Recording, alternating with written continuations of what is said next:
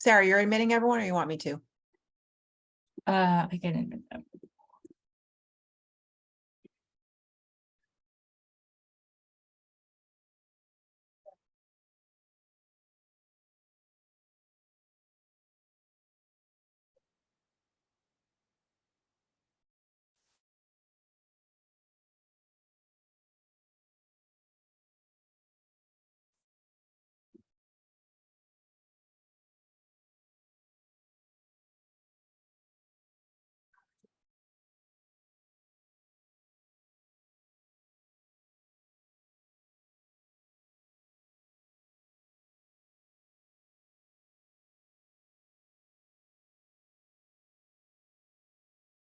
Vanessa, can you keep an eye on the waiting room also, just to make sure I'd admitted everybody? Yes. Thank you.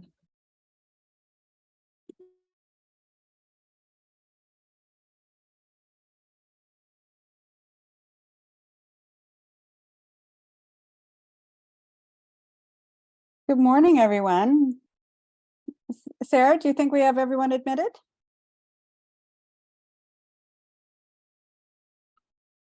Yeah, I see you think we have most nodding. people. Yeah, I think we have most people. Great. Well, let's get started. We've kept you waiting long enough. Welcome. My name is Jean Field. I'm from Homebase, and you are here for the Housing First Core Components, Implementing Housing First and Encampment Resolution Funding training. I see some familiar names in the participants, and I see some new names as well. So welcome, everyone. Really glad to see you. Next slide, please. Before we get started with introductions, I just want to let you know what you're in for today. These are our learning objectives, and we hope we achieve them. We want to recognize the basic principles of the Housing First approach, and recognizing that it's an approach, not a one-size-fits-all program or something you have to adopt every part of. Understand why Housing First and these practices and approaches are effective in addressing homelessness. Identifying how Housing First can be implemented in various project types. Again, it's not a one-size-fits-all program. It's a collection of practices that will improve your program abilities to serve people and obtain better outcomes for people who are unhoused. And gain insight into how Housing First helps communities address homelessness together. And if there's one thing that you take away from today, I hope you take away from the fact that community-wide, these are practices that need to be supported, and that there needs to be community collaboration in order to make them effective. Next slide. So as I said, I'm Jean Field, Homebase. I'm joined today by my colleagues Karen Cowell, Vanessa Spinazzola, and Sarah Ahmed. Really appreciate you coming. We are from Homebase. We're a technical assistance provider contracted by the California Interagency Council on Homelessness, CAL-ICH, to provide training and support to you, the recipients of encampment resolution training grants. And again, want to emphasize that we are here to serve you and your subgrantees and folks in your community that are helping you achieve the goals and outcomes that you've set forth with your encampment resolution.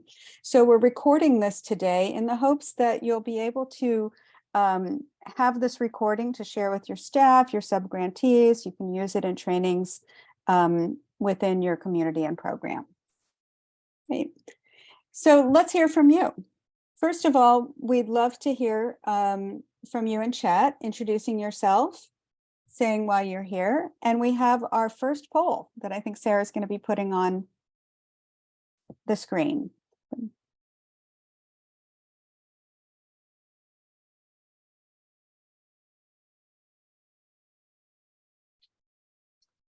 I don't see the poll yet, Sarah. Here it comes.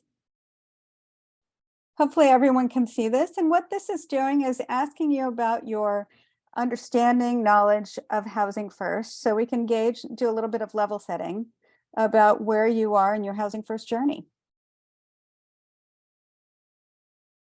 And again, as you're doing that, if you want to introduce yourself in chat, say hi, talk about where you're from. If you have any questions, we'll definitely be monitoring chat and those questions. Hi, Susie. Thanks for saying hi.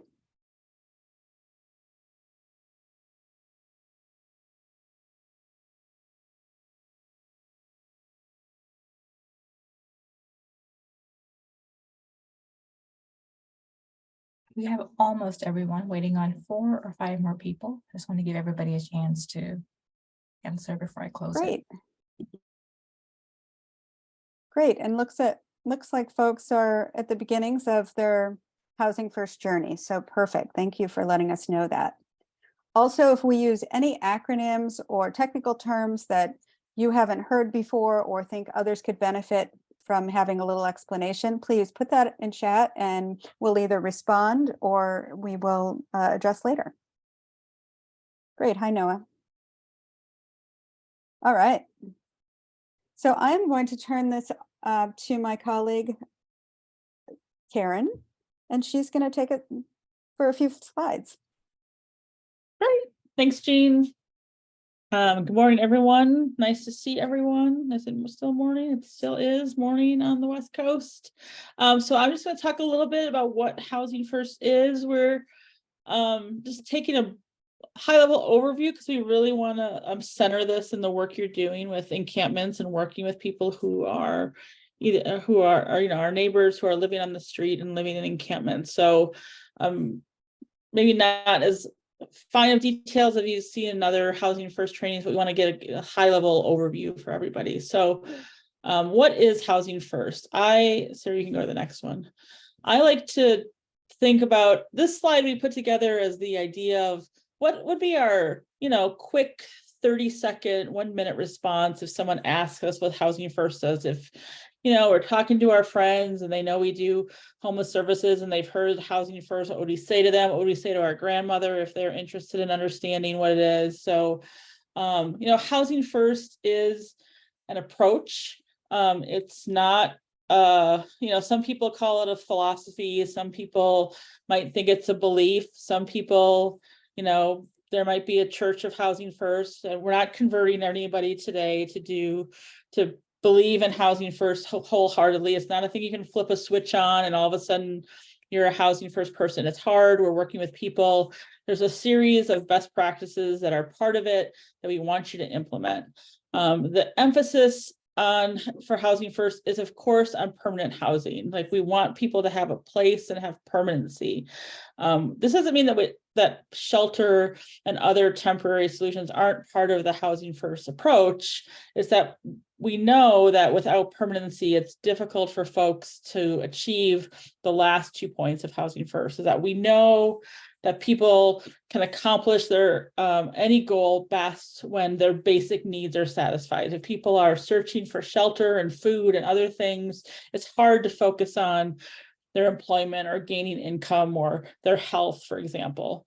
And the final thing we know about Housing First that we tell everyone that people are most successful when they have choice. So humans in general, we are all more successful when we get to choose our own path. We know that people are the best drivers of their own lives. And so, this is some of the reasons why this work is hard, but it's also why this approach works, because we give folks these 4 things. So housing, go ahead, Sarah. So why is Housing First in this? Housing First, because it's the end goal, right? We want a system in our projects. We want all of our resources focused on resolving a person's housing crisis. So in such, with the Housing First approach, the whole system and all programs are really focusing, giving people access, and they're working together. I can't emphasize that enough. Our communities can only resolve homelessness if we work together towards getting people housed. So all of those resources are focused on housing. With that, we don't expect every agency or partner in our system to actually have a housing resource or a housing opportunity, but together we're all assisting folks to get housed. So that might be some agencies are helping with getting documents together and getting people's documentation that a landlord might request in order to get into housing. It might be that another agency, because a person has a goal of employment, is helping someone get ready to have a job as well, knowing that they're working towards housing at the same time. Like some people are physically actually doing and building the housing. So it's really a team approach. And so sometimes that gets lost when talking about housing first, is that the community is a team helping people. And sometimes a person has a team helping them as well. They might have lots of different folks working with them together. Some of the core principles of housing first. Go ahead, Sarah. So you may have seen this before at another housing first training, but we believe with housing first is that homelessness is primarily a housing problem. You may hear in the media and other places you go that people think that homelessness is because of a mental health condition, it's because of all sorts of other things, but by and large, people are homeless because they have a lack of housing, and often a lack of affordable housing, as we see in many places. Core to housing first is believing that housing is a basic right for everyone. There's no qualifications. Everyone is housing ready. I did not pass a test in order to be able to live in my own home independently. My parents did not give me like a gold star at any point to say you're ready to live on their own. I didn't have to pass a laundry test or a payment of rent test to do that. So we don't have qualifications. So the next tenet, again, as we've previously mentioned, people without housing, we need to have them receive housing as soon as possible, because we know once they are in housing and start getting stabilized, it's easier and better to connect them to the resources they have. We know this inherently. If you've ever gone on a trip and you've gotten sick and have to be in your hotel, you just don't feel good about getting better until you get home and you're in that place of your own where you feel good about things. And then again, with that last example, the underlying issues that one has are best addressed when they're in stable housing. It's very hard to think about your personal health when you're trying to figure out where you're sleeping every night, right? And so we see this as a core principle of housing first. So how do those principles work in practice, right? Pretty similar to the last slide, we think about the people that we're serving. We're thinking about who we're deciding gets into a shelter or housing resource first. And we really look at those as that we prioritize for everyone, regardless of how complex their needs are, their disabilities, their mental health, their active substance abuse. We want everyone to have as quick and immediate access into housing. We aren't evaluating them to see how successful they have been in the past, or they could be successful in the future. We don't look at someone and say, oh, you need too many services. We really don't have enough to help you. We look at everybody equitably and make sure that they're getting into housing. So the next principle that we practice is that this housing focus starts immediately. We don't wait. We don't decide that they have to cross a certain benchmark or achieve a certain thing before we can start talking about housing. So anyone, even someone who is living on the street currently, we focus our services to talk about housing and how they can get into housing. We don't wait for that to happen to a certain period of time. We offer a lot of services in Housing First. This is a myth that I always like to bust, is some folks believe that Housing First is housing only. Some people, and it is not. It's first we house folks and then we give them the services that they need. So we always have services available to people for whenever they want to engage in them. Some people are not ready to engage or don't want to engage in services immediately. The burden on service provision is on the provider. It's not on the participant. So before there was Housing First, we required participants to participate in services. And if they didn't participate in services, that was a reason for us not to help them anymore. And the opposite is true for Housing First. It's the provider has to make their services, accessible and desirable and readily available and relevant and engaging for people. And so it's not just a canned set of services that we're giving to everyone. You have to do them. With Housing First and in other trainings, you'll see more of this in these foundational trainings. There's a lot of evidence-based practices.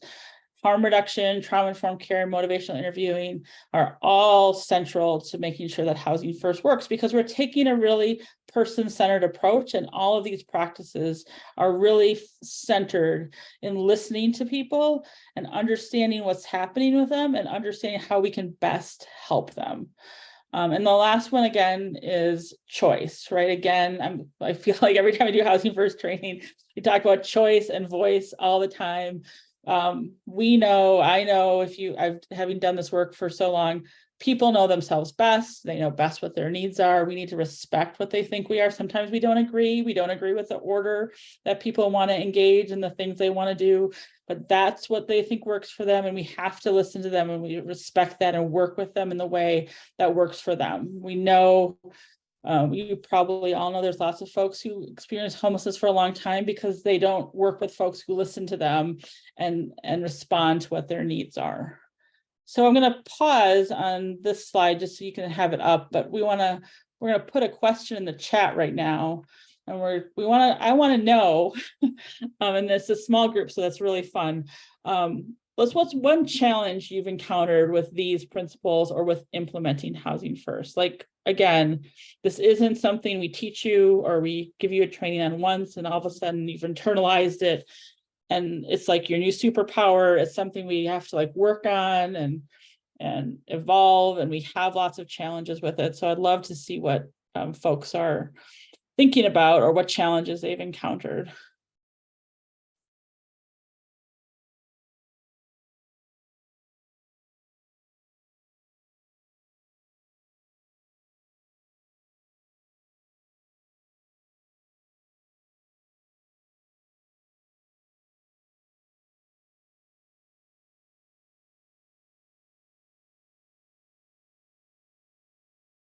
Great, things are coming in the chat again. Use the chat as much as you want. If you have questions while we're talking, use that. I love that people are using the emojis and giving hearts and 100% to support each other's comments. We like to maximize the technology as much as we can, since we can't be with you all in person. So we're seeing some really great challenges. Because we're a small group, we're going to hold some of the discussion, I think, on these challenges to the end, but keep them coming, keep coming with your questions. Don't feel like you have to put just one in. If you think of something, another slide or two down the road, feel free to put that into, or any questions you have about anything we've said. So I think I'm going to move on to the next slide. I don't know how we are on time, but I think I'm doing pretty good. I'm going to say I'm doing pretty good on time. I don't know if I am. So how does, we went through kind of principles and ideas about Housing First in the first few slides in different ways, but like, how do these like translate into actual things we do on the ground? So, we talked a little bit, we didn't use these exact words, but one of the big things with Housing First is lowering barriers to housing, right? We don't have these prerequisites for people to come into housing or shelter. We're serving everyone regardless of their vulnerability or what kind of things they have. We don't judge folks on whether they're worthy of housing or whether we think they'll be successful. So we're really trying to take anyone. We don't have sobriety requirements either in housing or in shelter. This also means that we don't have those requirements for people to stay, right? Housing First doesn't end when we put someone into housing. We still utilize those principles to keep somebody housed, right? So it doesn't do us any good to house someone and then they just go back to homelessness in a year or 6 months or something. So we don't have rules about you have to stay sober, you have to be in treatment. We work with folks where they are to make sure that they can stay housed and we're not creating new barriers for them, whether it's housing or shelter. We incorporate principles of equity. So this can mean removing barriers to inequitable access or outcomes, being more culturally competent and being trauma informed, like how we see this in reality. Like some of you may have encountered this. Sometimes we're trying to get somebody housed with a landlord, and the landlord sees that this person is young, they might be like under 24 or something like that, and they're like, oh no, I can't house that person, they're just too young to be in this type of housing. So part of what we do, with Housing First, is to make sure that that kind of inequity based on age isn't occurring. We also see the opposite with older adults, right? I've heard in communities that sometimes programs and landlords don't want to house people who are over the age of 65 because they're just kind of too old to live on their own, right? So those kind of inequities, we're based on age, we're trying to work again, like trying to eliminate. Also with housing of families, right? Sometimes our projects, we really kind of get stressed out, or we struggle with like large families, or we think we have a family of 3, but when we get to housing someone, they're like, oh, I have my grandma and these like 3 other people that we want to house. So large and often intergenerational families are challenges for us from a housing and equity perspective. But we know that some folks prefer to live in a large intergenerational family culturally, right? Because they know this what leads to their success, having their family together and living together. On a system level, we don't want to ignore Housing First for the system. Like we see through coordinated entry, we're trying to make things more equitable. We're trying to have more trauma-informed assessments with folks. We don't want to require folks to relive a trauma over and over again by assessing them and asking them these very personal questions over and over again. Housing First, we increase individualized supportive services. I've kind of talked about this already, and part of that for me is always, we have to build a really trusting relationship with folks in order to have them engage in services and create services that are individualized and can support them. I mean, this relationship is really about listening to them and helping them address their needs and meet their goals, because meeting their goals is what's going to help keep them in housing, even if we don't always agree with those goals. So our services should really be empowering people to be, to achieve the things that they want to achieve. So some of you may be thinking, well, Karen, how can I build a relationship with someone when I can't require them to participate in services, right? Like that's a question that I get all the time. My first response to that is always like, Housing First doesn't say we can't have expectations, right? We can have an expectation that folks meet with us. We just can't like kick them out or terminate them because they don't show up, right? So like that's the thing in the past that we know doesn't work. So, it really is that you can set an expectation to meet regularly. I know from housing folks, you have to meet with people regularly to get them into housing. You have to do it weekly, sometimes bi-weekly.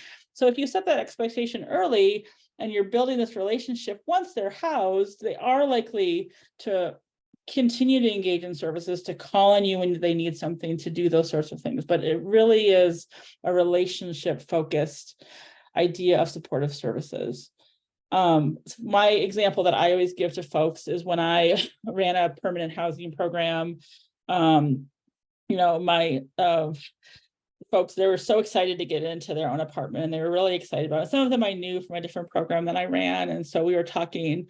And so one of my clients, I was like, I got to the point with him that I was like, I want you to call me every week. So I want you to call me every week and check in and tell me how you're doing. Which was great for him because it was a goal that he wanted the social interaction with someone. He wanted to be able to like interact. So I would get messages on my machine that were literally like, hi, Karen, it's me. I just want to tell you I'm doing great this week and I don't need anything. So you can really get to a point where your services are so individualized that they're leading the services and you're just kind of there when they need them. So that's kind of like the story that I tell folks about how you can really move to a place where the client is driving the services and they're contacting you instead of you having to contact them. I think with COVID, when we lots of agencies switched over to calling folks on a regular basis, and I've heard from a lot of providers that was kind of an epiphany, right? It's like, oh, I can just call someone every week and they like hitting a call and they like having somebody to talk to on the phone, right? And that really helps people stay connected, right? And so people want connectedness. And then the last one is evidence-based practices. So we're offering, again, these services that target the client's needs and their goals instead of blanket requirements. And that's trauma-informed care and harm reduction and all of those things. And this is really how we set people up to be successful, by addressing their needs with these approaches. When I ran a transitional housing program for a long time, and there was a person in that program, and he, because we were sobriety based, he kept just failing out, right? He would use, and we would have to like terminate him, and then he'd come back again when he was able to, based on our requirements, and he'd come back, and he had this like cycle of coming in and exiting because of using. Well, we finally got him actually into a Housing First permanent housing program. And a couple of years later, I went to a harm reduction like training, and he was there, and he was one of the speakers there. And he talked about how it changed his life to have a case manager who employed harm reduction. And literally they would talk to each other about his drug use and how he could use drugs and still maintain all the other goals that he has. He had a goal to have housing and stay housed, which is why he came back to our transitional housing program all the time.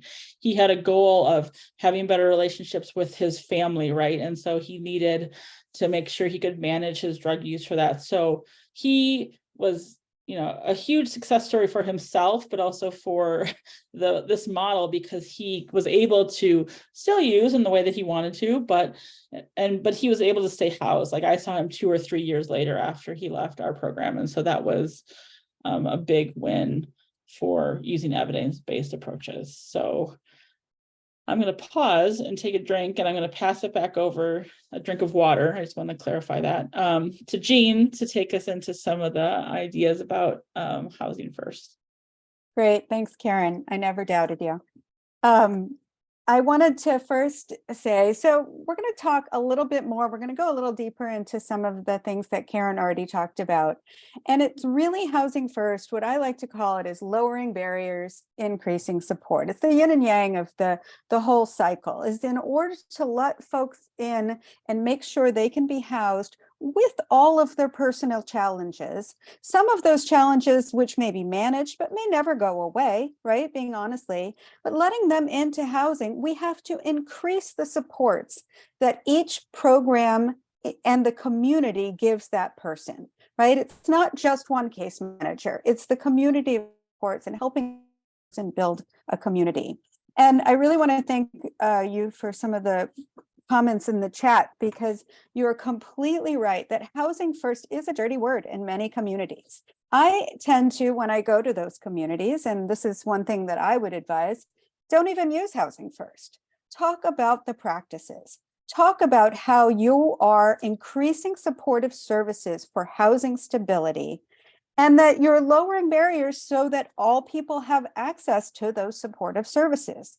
That really is the essence of Housing First. There is no other alternative unless you're going to keep out a whole section of your community who have these challenges that are, and a lot of needs that are not being met, right? So I just want to make sure that, there are alternatives to engaging in that kind of name calling, back and forth, polarizing Housing First dialogue.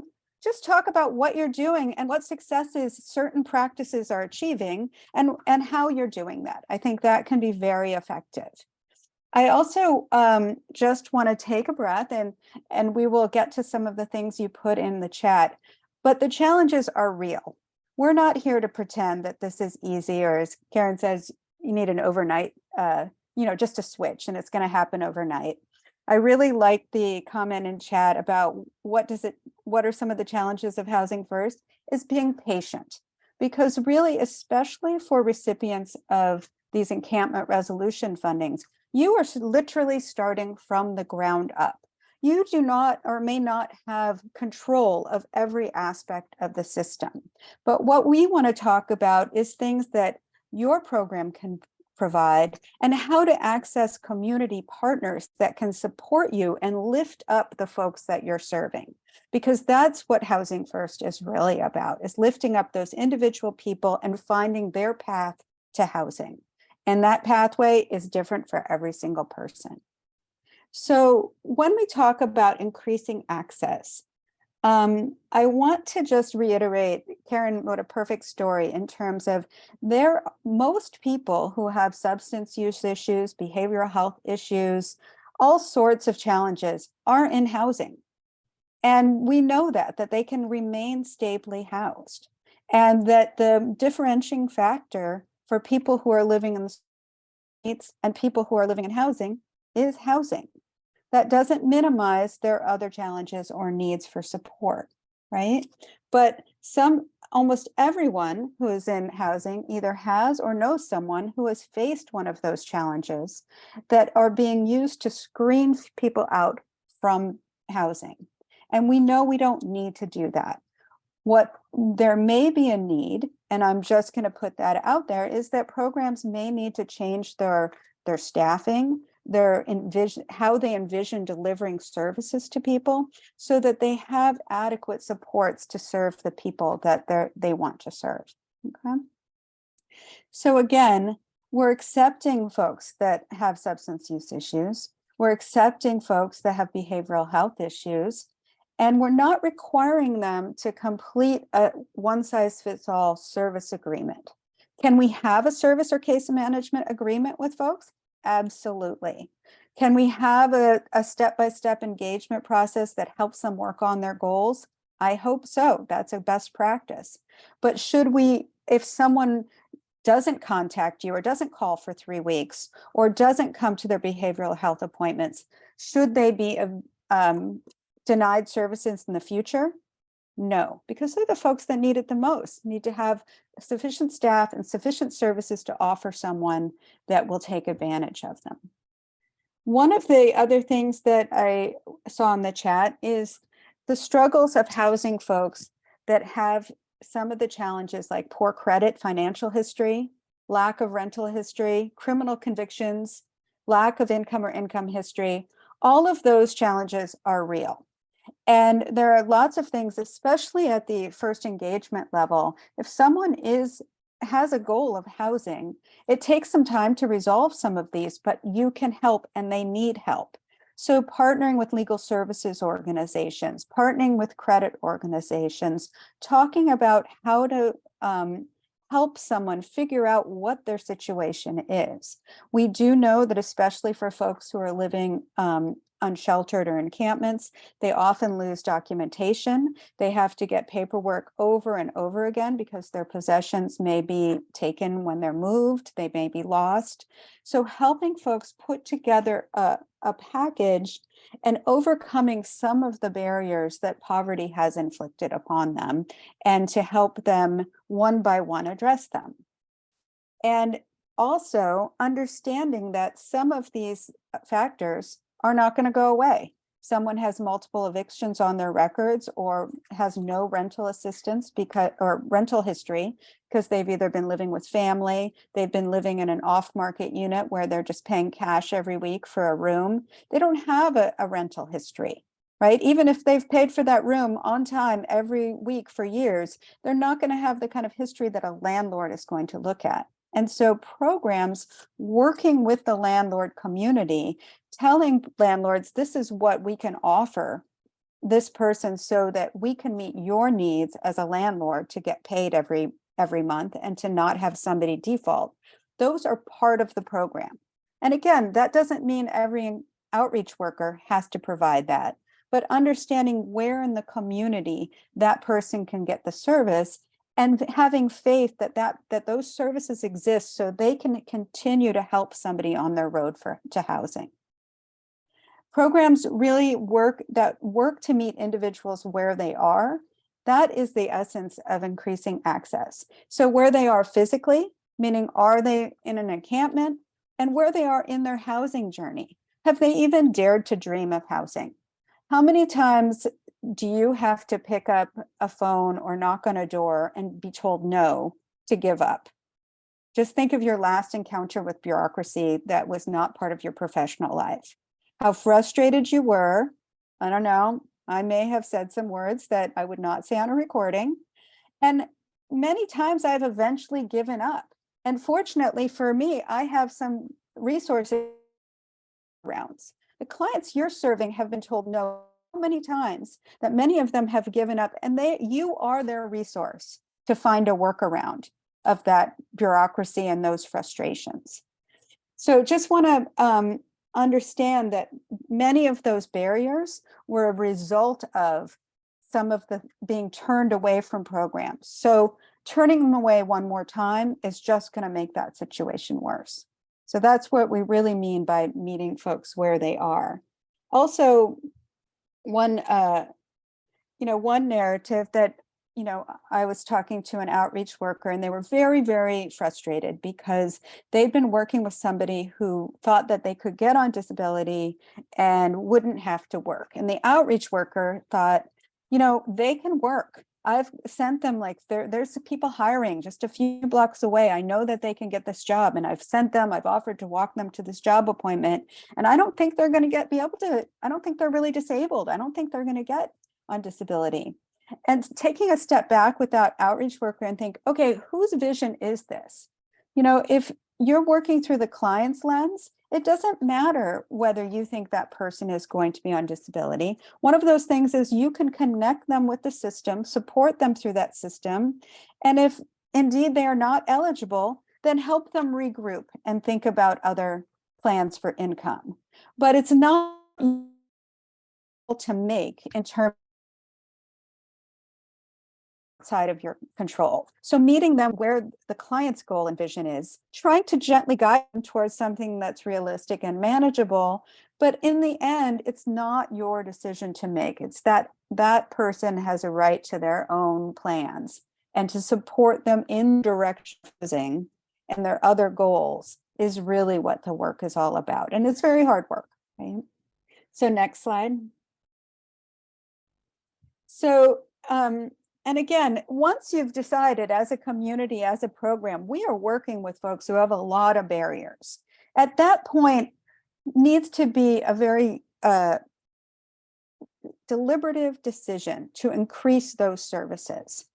So services are designed to meet individual client goals and emphasize that engagement and problem solving. So what's easier? Having a one side, like a checklist. This is everybody's housing plan. You need to do this, you need to do this, you need to do this.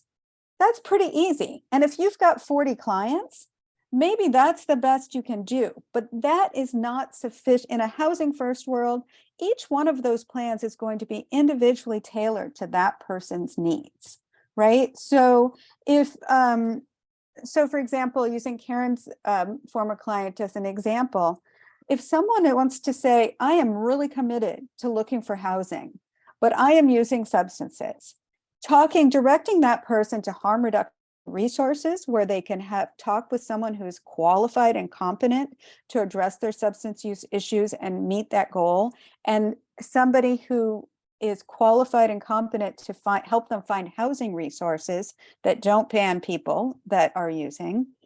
That is what that person's plan is going to look like. Whereas another person's plan may be, I'm really looking for a residential treatment program because, I really can't cope with my addiction. That's that person's pathway. But individual choice and individual very essential. Have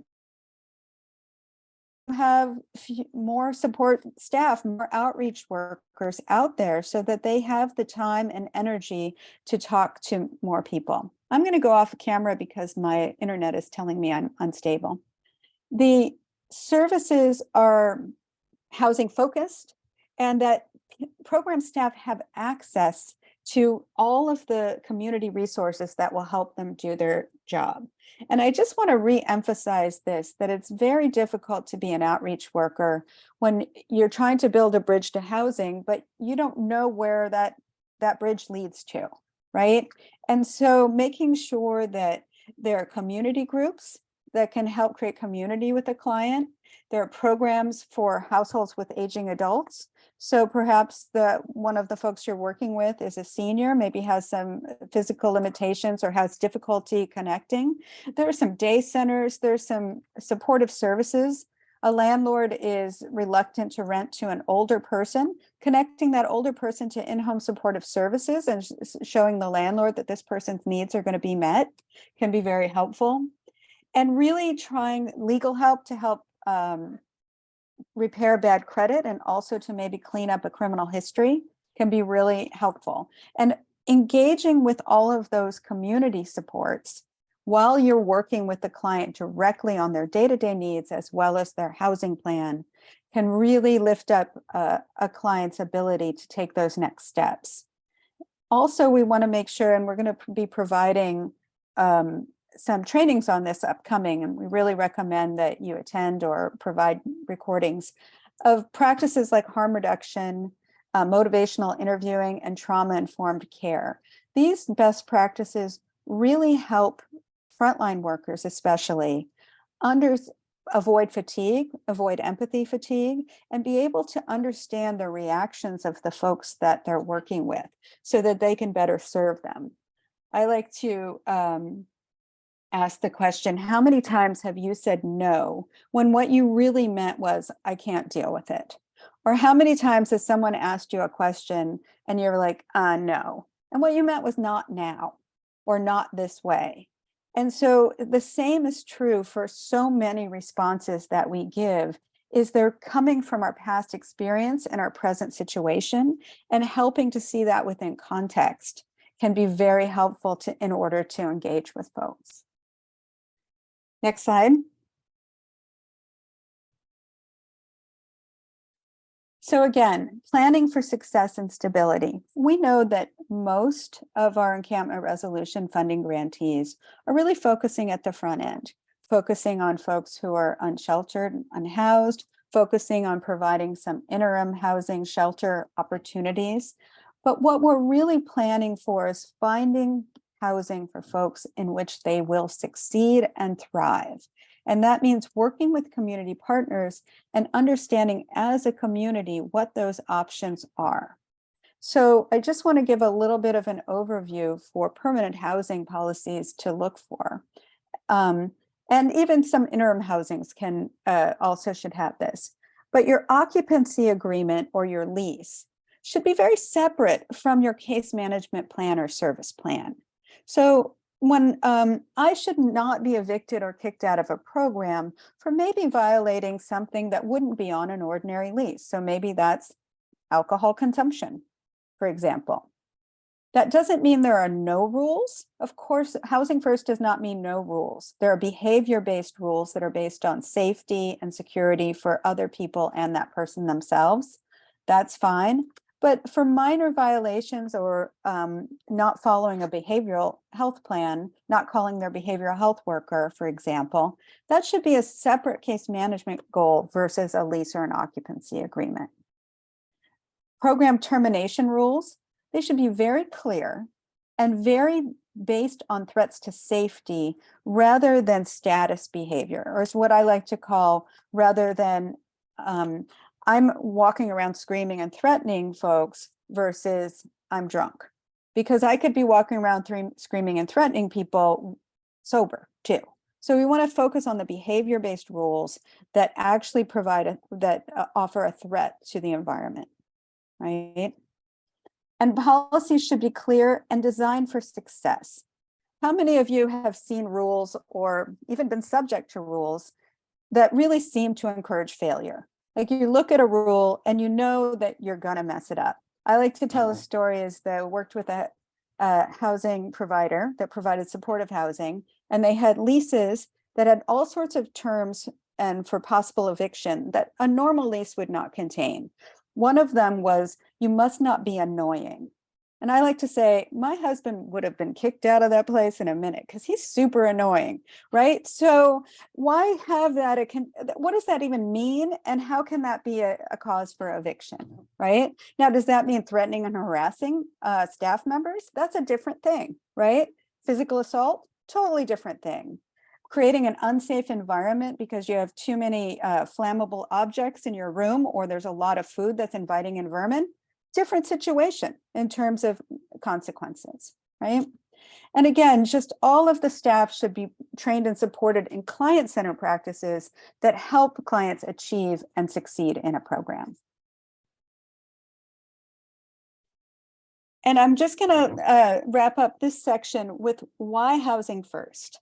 And this might be helpful for those of you who are working with your community, even though in some communities, again, I advise never even mentioning the word housing first. Just say that you're really supporting our neighbors in need and you're planning for success for everyone. Next slide, Sarah, sorry, it's the why housing first. First of all, it's evidence-based. It's identified as a core strategy for ending homelessness in all sorts of program types and all sorts of communities. It's state law. In 2016, the California legislature passed this law and has been expanding programs to which Housing First is required and expanded since 2016. Many laws and regulations have been amended to strengthen Housing First. I'm going to say that with a little caveat because in response to some of the chats. This governs programs. This does not govern private landlords, right? Private landlords do not have to be Housing First. Programs have to accept folks with all these challenges and then do the work of working with private landlords to convince them that they're offering those supportive services so that their clients are going to succeed in those units. And we can talk about that a different day, but that should be one of the goals of your landlord engagement programs, is showing how you are supporting folks who have these challenges and you are going to provide them with the services to succeed.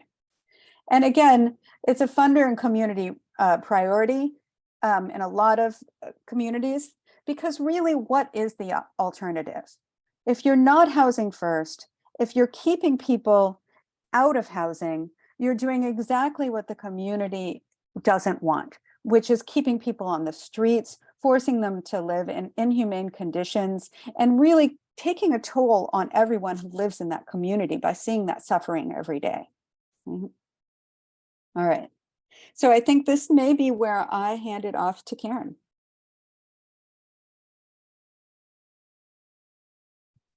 All right. Is that right, Karen? I don't mess know, up? did you do the last point about cost effectiveness? Oh, it is cost effective, but I do want to say communities that implement system-wide Housing First practices are cost effective in the sense that you're sparing the heavy duty resources, police, fire, all of those, as you're getting people in permanent housing. We also know that permanent housing is cheaper than shelter. That's just a fact. And when you're spreading services out amongst community agencies and taking a wraparound approach, that is more cost effective. I gave this slide, I presented this slide a few years ago, and someone raised their hand and they said, no way is Housing First more cost effective. And I was like, you're right, not on a programmatic basis. You are going to serve possibly fewer people at a higher cost to do it well and do it right. If you're trying to take on all aspects of Housing First, because you need to have more case managers, more access to housing and supports. That's true. But when you really work with community partners and you look at it from a community cost standpoint, it is much more cost effective and it's certainly more successful. Yeah, I always tell the story, Jean, when I, not in California, but I worked at a housing program and we housed like the second or third highest Medicaid user in the state. He like hundreds of thousands of dollars, like $500,000 a year in Medicaid expenditures because they were overutilizing the ER. We housed them. And within the first year or two, his expenditures were at least half, if not like a reasonable amount. So like when you think about the community costs, like it does work in that way. And then also, I think one of the interesting things coming out of the encampment resolution funding, I think that in some of the calls we've done is talking to cities about how they're realizing, right, the cost to the city of when you're closing or moving an encampment or doing regular sweeps and how much that cost is on your city budget, right? We've done it for so long, but I think when we have funding sources like this that are really targeted, we're finally realizing that it is expensive to clear encampments, right? Whereas it probably is more cost effective to house someone as opposed to going through this endless cycle of them moving and we moving them, and using our public resources for that. So Sarah, let's move on. We're going to move into a little bit more about like housing first and how, Jean and I really wanted this to be actionable and relate to the work you all do on a daily basis. Hopefully it is already, but we wanted to talk about different project models. But the first thing I wanted to talk about is a little bit about, we can't lose the population we're serving, right? We're serving folks who are living on the street, who are living in encampments, whether that's a large encampment or a small encampment.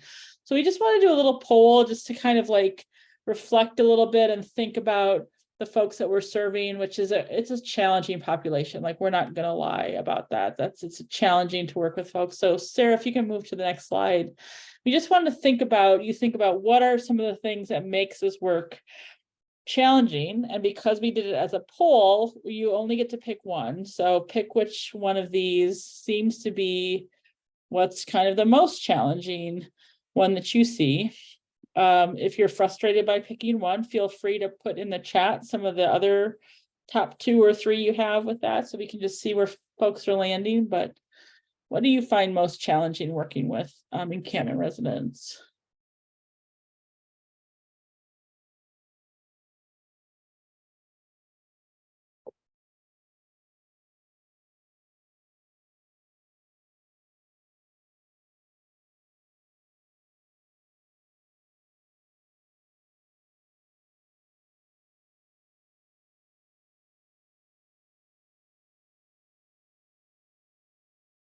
Okay, we'll give another minute or two for a few more of you. We're at like 50% responding, so let's see if we can get a little bit higher.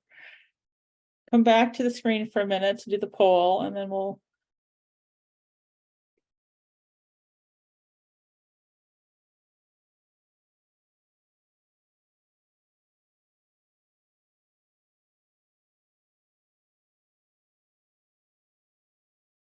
All right, let's give maybe one more minute or 30 more seconds on this. Again, if you want to highlight some of the other challenges you're feeling in the chat, we'd love to see those sorts of things.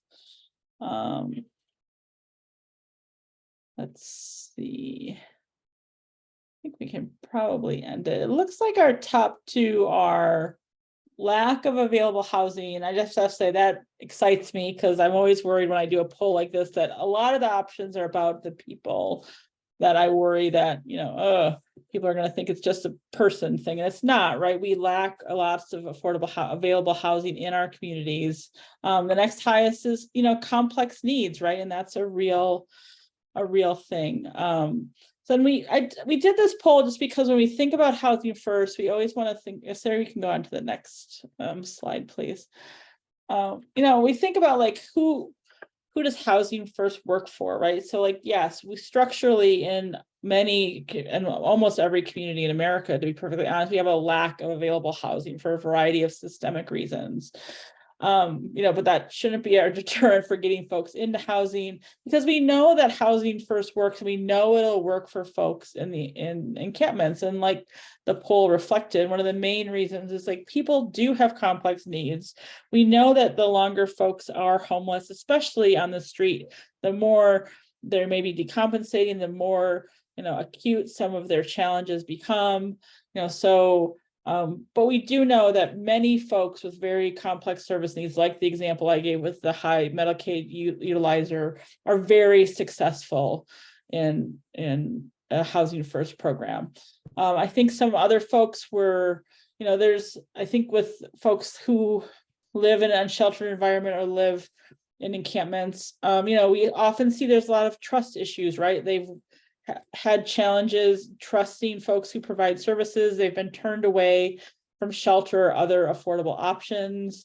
So we have to help build up those trusting relationships again. But we do know folks can be successful. We know folks who live in encampments are turned away from shelter simply because they have a pet, right? That does not mean that person cannot be successful in a housing first program. Folks who are least likely to seek and obtain housing on their own. Like we see this Lots of distrust of institutions they felt have wronged them. We see this also due to historical and structural racism. People just don't trust institutions. And when you say you're going to provide them with housing, that may be an instant thing of distrust, right? But we know, and we can give lots of examples of folks who fall in any of these three categories being very, very successful. So we shouldn't, no matter how complicated and how challenging the folks are that we're working with, that can't deter us from housing them. And again, like having done this work myself, like it is challenging. It's challenging to do this work, and it's working with people. And, you know, I commend you every day for all the incredible work that you're doing. So Gina, I think I turn it back over to you. Those were my last two slides. Okay. I think we've covered some of the things in the upcoming slides, but I just want to really emphasize that housing first practices, as we said, it's not one size fits all. Housing first is going to look different in an outreach project that is it is in a permanent housing project. It's going to look a little bit different from in shelter than it might in a rapid rehousing project. But every program can adopt some of the principles of housing first. I know probably some of you work in communities where there may be a shelter or other interim housing, transitional housing programs that don't have these principles of housing first. Maybe they're high barrier, maybe there's some mandatory services. But so long as your programs are very client-centered, you can adopt these principles and allow clients to choose where they might want to go. And you can encourage those other partners to adopt one principle at a time, right? So even if a program is only housing focused and has access to housing resources, that's a lot better than just providing sandwiches, for example. Maybe this a volunteer group comes out with food and necessities and is able to bring a housing navigator out with them one day a week, or is able to bring behavioral health services to the encampment. I saw one of the comments rings very true for me, is that folks have made a home in their area where they've placed their possessions. Sometimes possessions means home. That's maybe where their tent is, their dog is. They don't want to go to 5 appointments across town to maybe access services. So evaluating how services can come to them, that's a housing first practice because it's client-centered. Next slide. So in the chat, we're not going to talk so much about it, but what is one thing that you do or have implemented that's housing first in your role for your project? Think about something that maybe something that's new or something that you've noticed that your team is working on that you're like, yeah, that's a really housing first thing that we're doing. Love to see those and share those. Next slide, Sarah. I'm going to come back and look for some of those, by the way. But just looking at housing first at the outreach level. Not going to go through every word of these slides, but just wanted to point you to, there's a great publication from the United States Interagency Council on Homelessness that talked about what housing first at the outreach level looks like. And some of the themes that they came across were that it's housing focused. We've been talking about folks can go directly from the street to housing. And what resources do outreach teams need to bring to those folks in order to help that along, right? Is that access to other systems of care? Is that a real push on helping them get documentation that they need that then they can take to the coordinated entry of the COC? What is it that they need? Right? I saw in the chat, great, Sylvia, just right on, perfectly timed, enrolling clients in any and every housing opportunity that we come across, right? Wouldn't it be great if there was just one application for all housing opportunities? Think about that at some point. What can you do in your community to make it easier? I hate filling out application forms. I don't know about you, but it becomes very tiring and demoralizing. So thinking about how you can help clients minimize that kind of demoralization with that, right?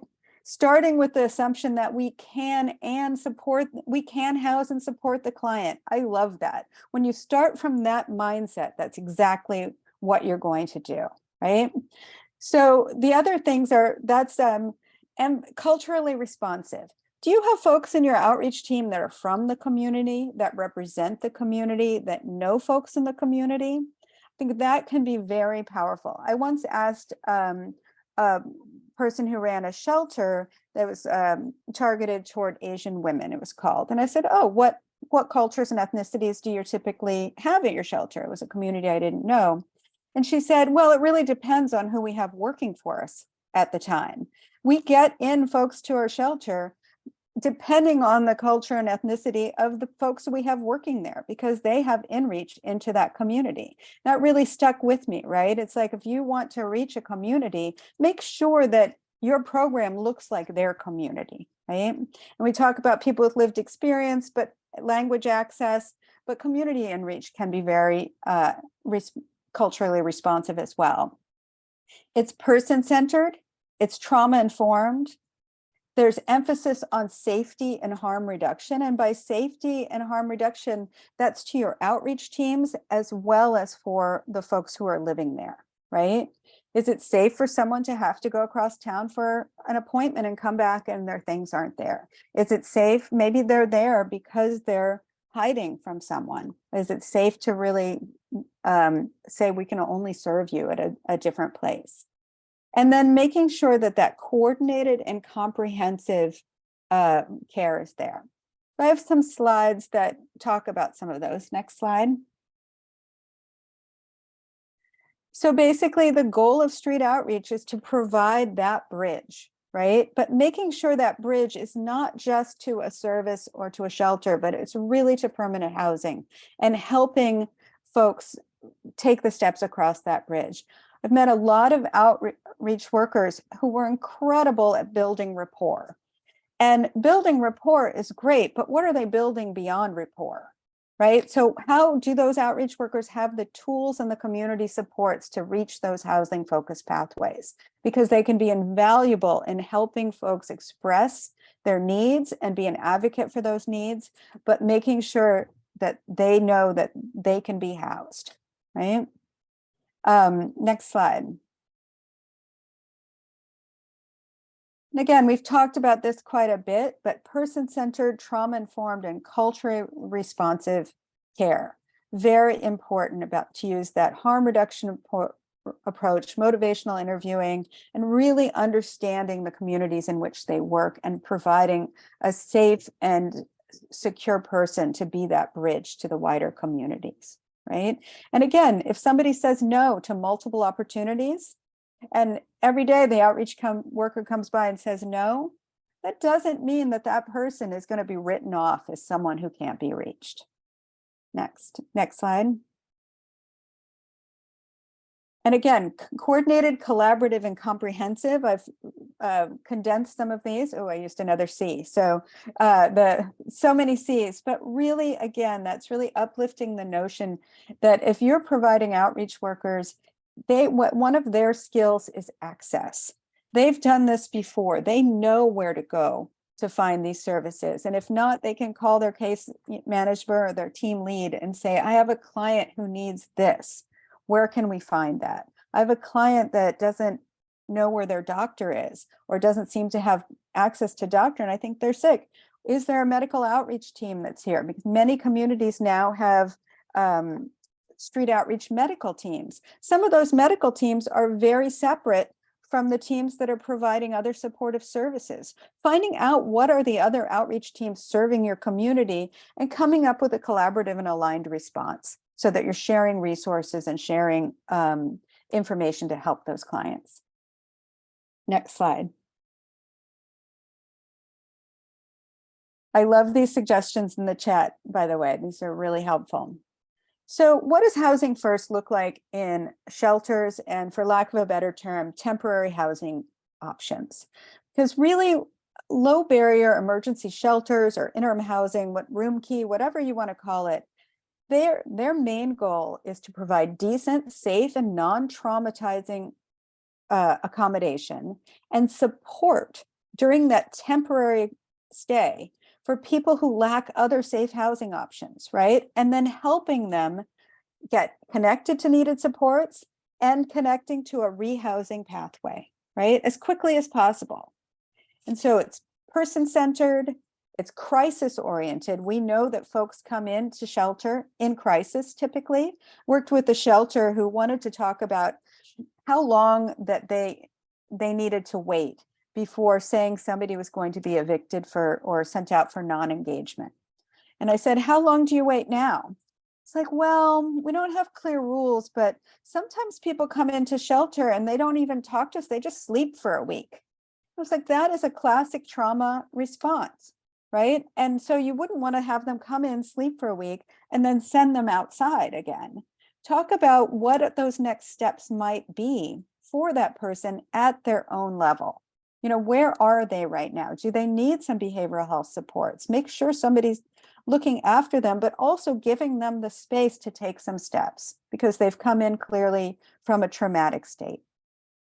Housing oriented, how many times have we said it today? I hope you're putting pennies in a jar, but housing focused practice at a shelter. On the next slide, I'm going to give you an example of some changes that a shelter made when they went from being a high barrier shelter to a lower barrier. Next slide, Sarah. Great. So time and time again, I've talked to or heard presentations from shelters who started out as sobriety-based, drug testing, high barrier shelters, and have made the change to a low barrier shelter and talked about the opportunities that it presented to better serve folks.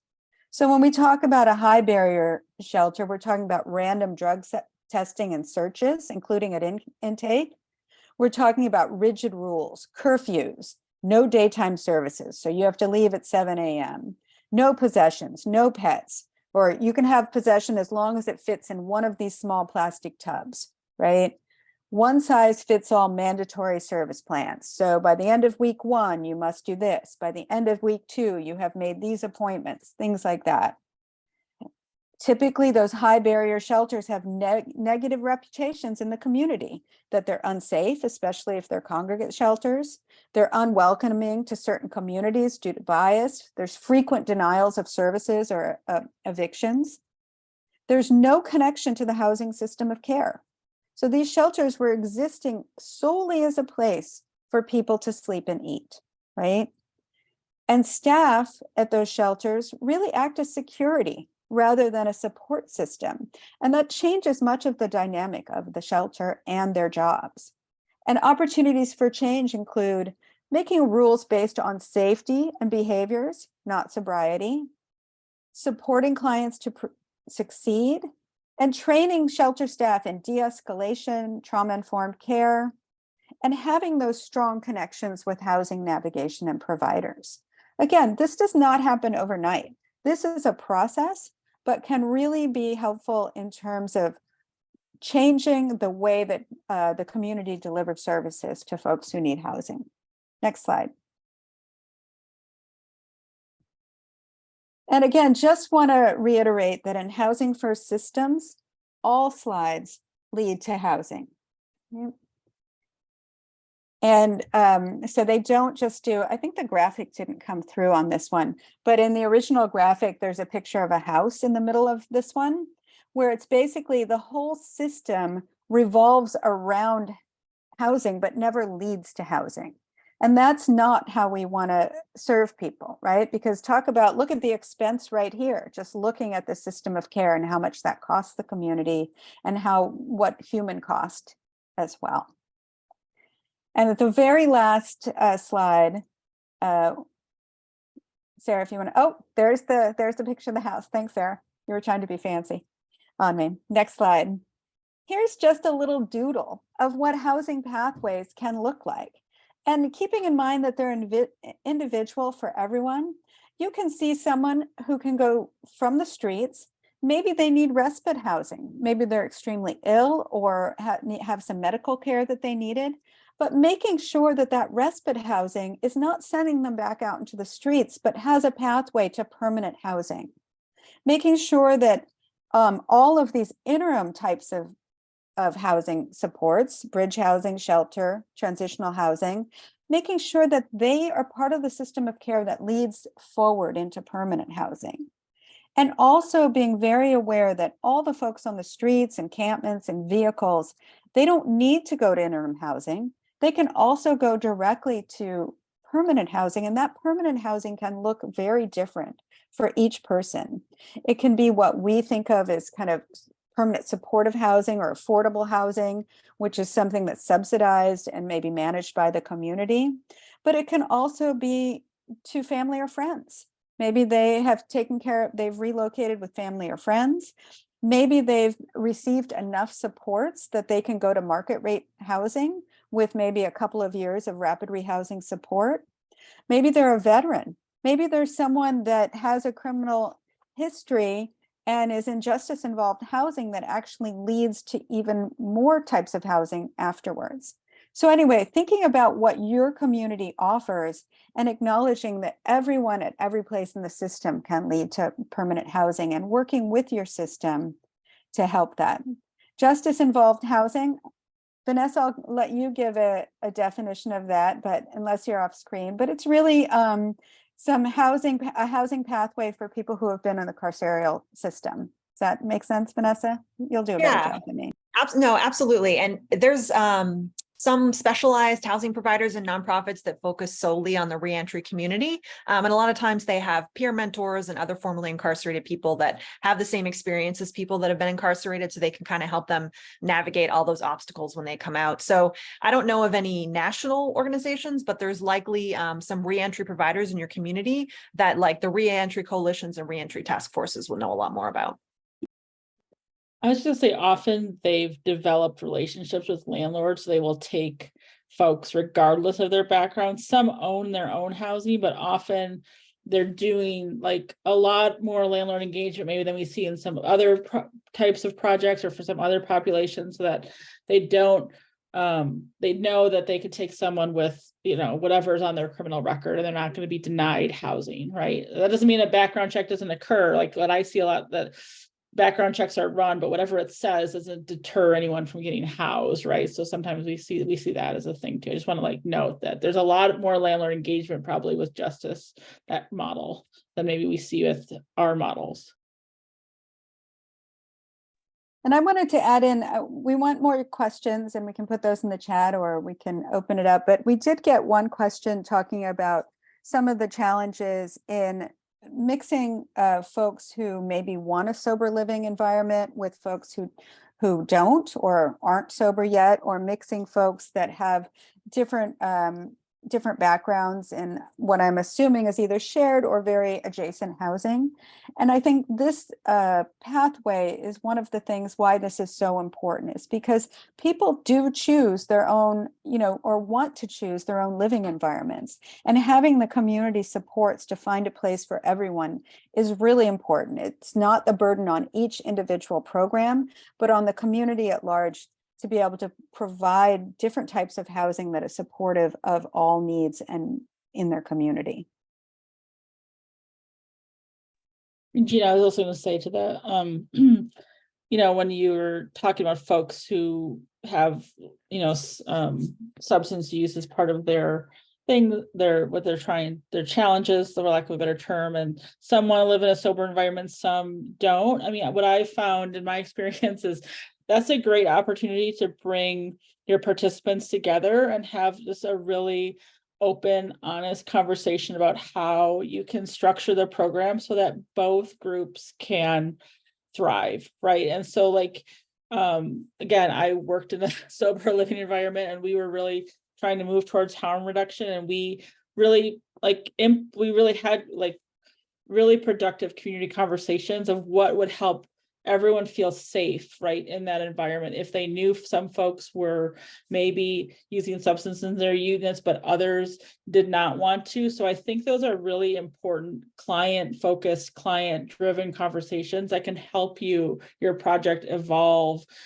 with an idea of like safety and not re-traumatizing folks and all of those things. So I think that's an opportunity that projects need to take and really run with it, because it's very impactful. Mm-hmm. And with the goal is that it doesn't need to look the same at every facility. You may have different types of rules at a congregate shelter than you would when you're handing somebody a lease and a key. right? There are different levels of autonomy and ability to come to resolution on those.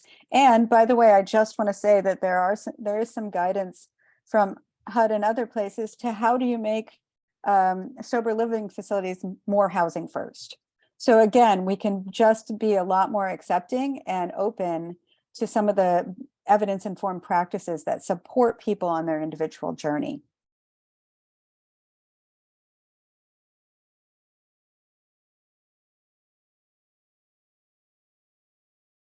Other things that we missed in the chat, Karen or Vanessa?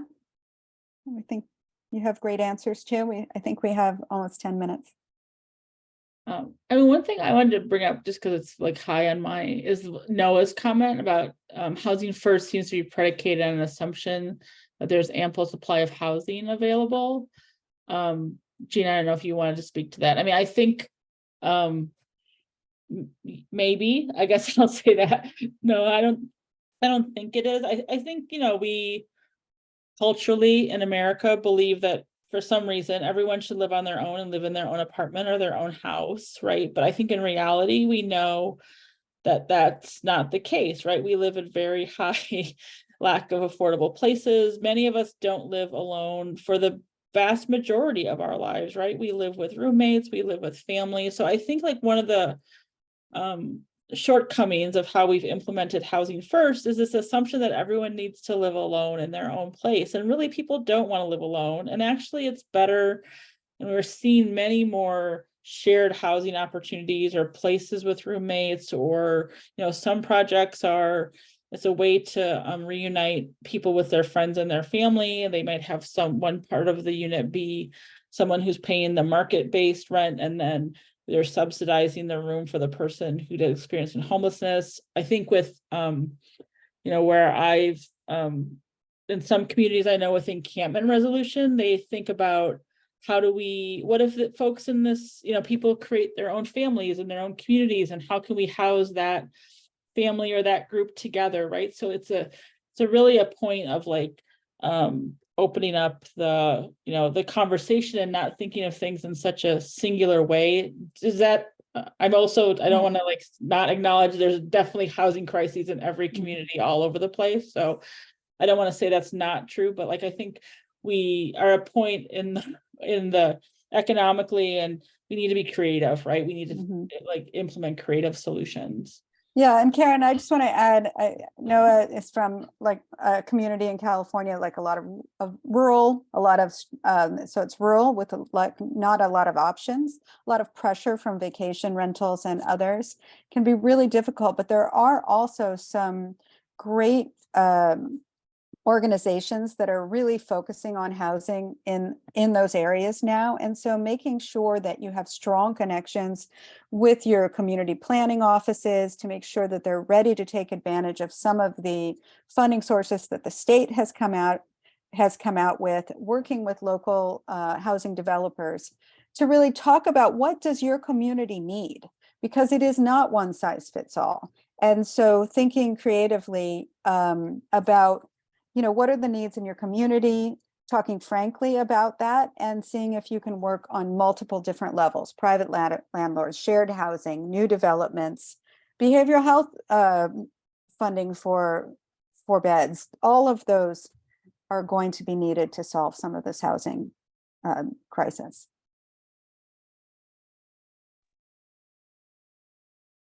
I can offer some information about, there were some comments about sex offender registration housing. And I wanted to share with everybody a couple resources from the Criminal Legal System Initiative at Home Base. One is particular to California, that document I just put in there. And it basically talks about a lot of what we talked about today, which is you kind of want to build a team for your client that includes working with criminal legal partners. Is, you know, if it's possible to do in-reach, knowing that someone's going to be on the registry as soon as possible, because it is going to take longer to get them housed. You can also coordinate with a COC. They may know about specialized housing. There's also laws that you can learn about, and they are linked in that document. For example, in California, the Fair Housing Act prohibits most blanket discrimination against people who are on the registry. And, you know, complaining about a landlord isn't necessarily the best path, but that's somehow how change is made. And then another thing you can work on with people that are on the registry is helping them share their story and really prepare on how they're going to explain that to landlords. And if you are offering them permanent supportive housing or some sort of other method that provides supportive services, sometimes that can be the tipping point that can help a landlord decide that they'll feel more comfortable housing someone who's on the registry if they know more about your program services. So I just wanted to put that out there since that was brought up in the chat.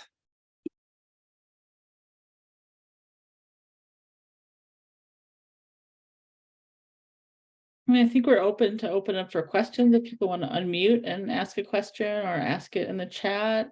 But Vanessa, I thought there was a survey you wanted to launch too, so I don't want to like lose that piece. Yes, go for it. I'll put that in the chat too. Folks have questions, feel free to unmute. We're a small group. It's not like we have 50 or 100 people here, so feel free to ask questions or make comments or use the chat for that.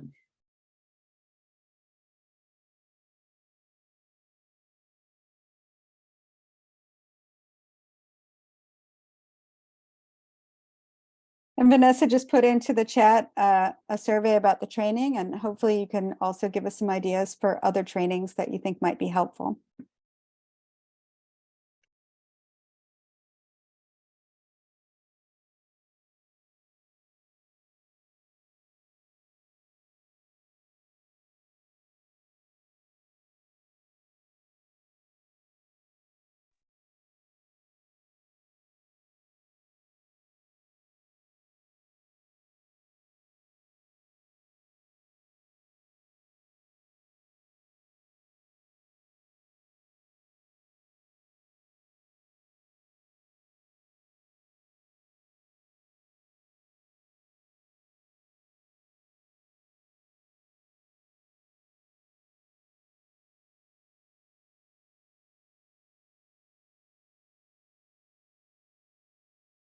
Gina, I'm gonna call you in to the, it seems like we've had a lot of comments in the chat, of course, about working with landlords and how to bring landlords along. I know you've done a lot of work on other projects about landlord engagement. You've got any like hot tips or new things that you can share with folks about getting landlords in, especially like I feel like we're seeing the downward trend of incentives, right? As we're getting through all the COVID dollars. I think folks are we're going to need some to revitalize that work, right? To get folks housed.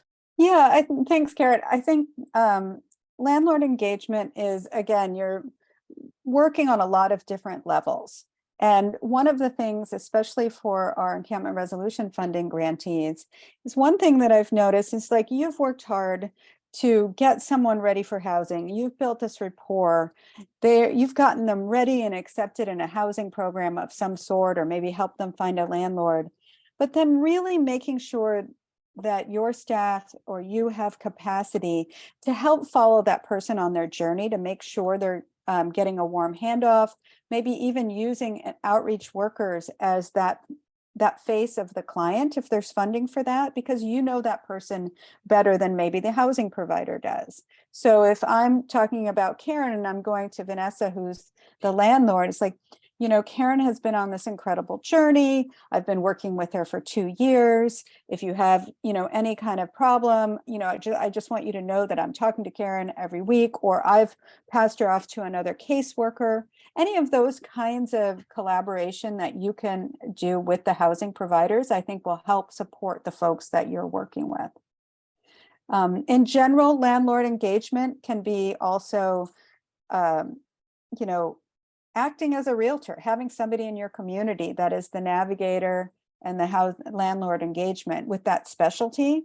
That person typically doesn't know the clients like your folks know the client. So that would be one thing that I would add to that, is really trying to help make sure that clients aren't just, here's your key, or here's your piece of paper, go find a landlord.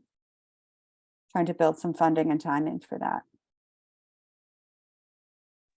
And I mean, Gina, I've also heard some outreach projects stay with folks once they get into housing for a month or two after, like that they just, you know, that you don't want to close them, but like you're their trusting relationship, right? And so it's hard to make them feel like you don't want to like have them feel like they can't call you anymore because Right. they want to, right? So that, I mean, I think a lot of what we've been getting to in the chat is like, and what we've been saying, and then which might be the hard part, it really is a team effort, right? Like, I think that like that's, and we've heard this from some of the other grantees in the encampment resolution funding, is like some of them that are really successful really have taken more of a team approach, and that there's an outreach person and maybe a case manager or behavioral health person.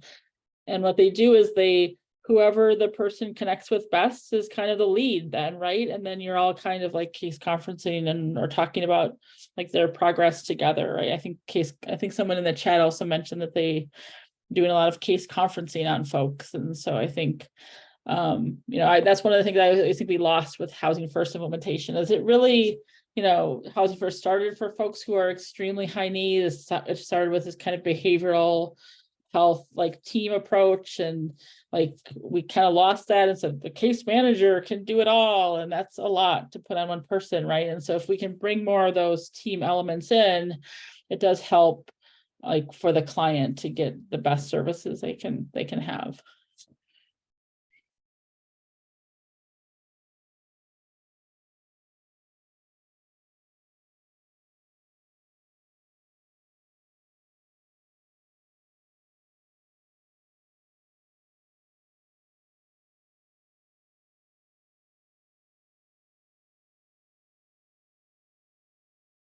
Absolutely. And we know that the vacancy rate is very low and building efforts are very small, but helping your clients be the best potential tenant they can be is really one thing, a great service that we can perform for folks, because there's a lot of other people who don't have you or don't have your supportive folks, and they're out there struggling as well. But if you can give somebody that little leg up when they have been denied so much support in the past or have so many more challenges, I think it can be really impactful. Maybe that's something that we can also think about, is finding some links to landlord engagement training if there's any programs that are actively involved in doing that.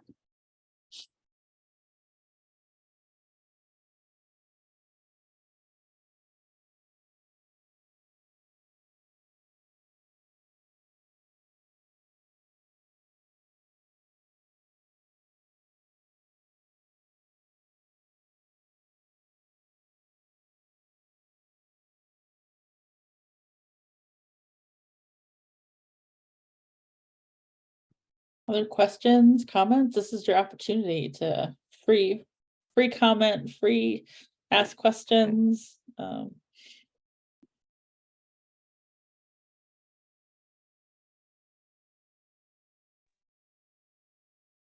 would just like to say that this has been thoroughly enlightening. I'm fairly new in the housing specialist role, having a strong background in real estate for several years. And boy, previous background in administration, thank God. However, the barriers are massive. So I'm very grateful that all of you are here saying the things that have been going through my mind for the last 4 months. So let's keep talking. I'm here. Thank you. Welcome, Sylvia, to this work. We really need folks with your expertise as well. So hope you're finding the support in your community that you need.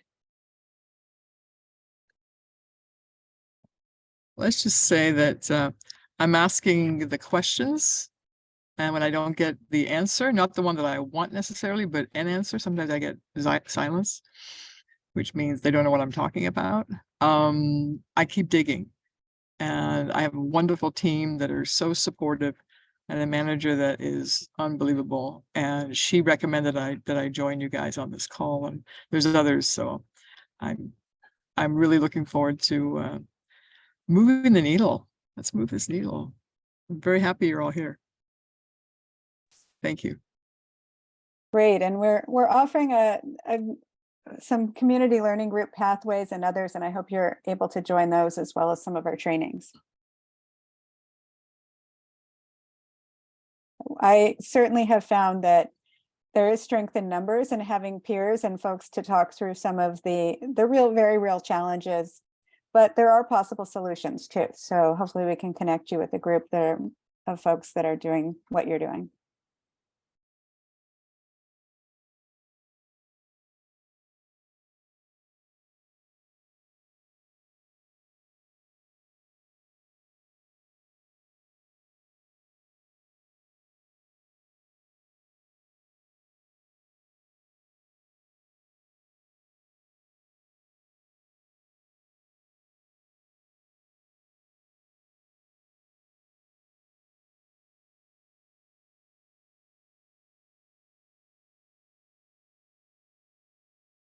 All right, so I think we can wrap up for the day, but we really are so grateful for all of your participation and all of the work. It's been incredibly fulfilling to work with the encampment resolution funded projects. And we really do encourage you to reach out to us with any questions or comments. Do we have our direct email in here? Is it IRF? Oh, great. Karen beat me to it. So this is a bit of a cipher, but it's erf@homebaseccc.org. So please reach out to us, questions, comments, requests. Many of you will be receiving invitations to other training groups, one-on-one technical assistance that you requested a few months ago. So we hope to see a lot of you in the upcoming months. And we understand that your needs change and new questions come up every day. So feel free to put those in our inbox so we can start planning around them. Karen, you want